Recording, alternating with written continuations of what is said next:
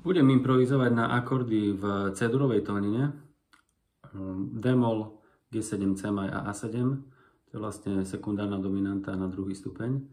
Ale budem hrať v chromatike, čiže budem používať nielen 7 tónov C-duru, ale aj zvyšných 5 tónov, ktoré do C-duru nepatria, ale budem ich používať ako prechodové tóny, iba prechodné. Čiže napríklad teraz som zahral tón, ktorý nemám v C-čku, hej, hrám Dis E. Ale ten Dis som použil iba ako prechod. Teraz si dám Cis C napríklad. Nevadí ten Cis, lebo na ňom nestojím. Keby som na ňom stál a nerozvediem to napätie, ktoré ten Cis tvorí, tak by to bolo falošné. Ale keď to použijem len jak prechod a uvoľním to napätie naspäť do diatoniky, tak to znie dobre.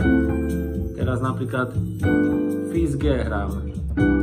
Čiže keby som ostal stať na Fise, tak je to falošné strašne, ale ja ho používam iba ako prechod.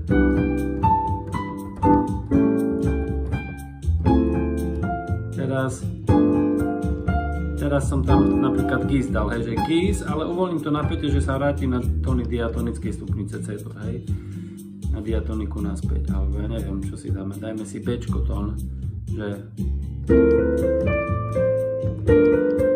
tiež to Bčko nevadilo.